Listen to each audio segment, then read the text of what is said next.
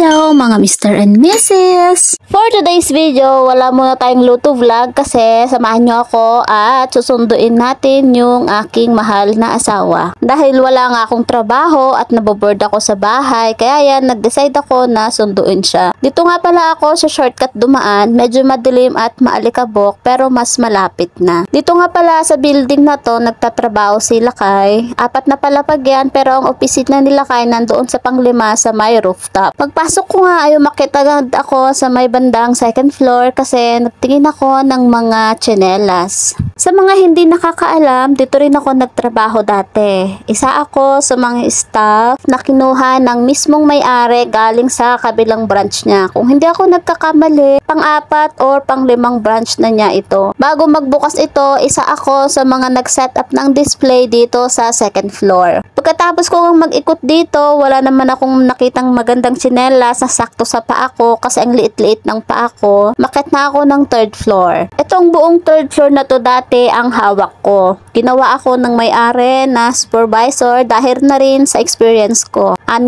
na taon din akong nagtrabaho sa kanya. Sa lahat ng branches na binuksan niya, kinukuha niya ako para mag-merchandise. Wala namang magawa ang mga manager namin kasi mismong may-ari ang nag-utos. Nakakatuwa lang kasi yung mga dating staff na hawak ko ay ma'am pa rin ang tawag nila sa akin. Maraming ang nalungkot nung nalaman nilang hindi na ako nag-renew nung natapos ko yung pangatlong kontrata ko sa amo ko kasi nakahanap ako ng mas magandang opportunity, mas malaki ang sahod. Syempre bilang isang OFW, nag-abroad tayo para sa pera para mabuhay ang ating mga pamilya. Kung saan may mas magandang opportunity, doon tayo. Ang kagandahan lang nung nalaman ng amo ko na kukunin ko na yung asawa ko dito ay nag-offer siya ng trabaho para sa kanya. Siya yung naghahawak ng social media ng company TikTok, WhatsApp, Facebook at Instagram. Hindi man ganun kalaki ang sahod, ang importante hindi siya stress sa trabaho at mabait ang amo. Dahil hindi naman ako magtatagal ng 6 na taon sa amo ko na yan kung hindi siya mabait. Kaya swertihan lang din ang pagiging isang OFW.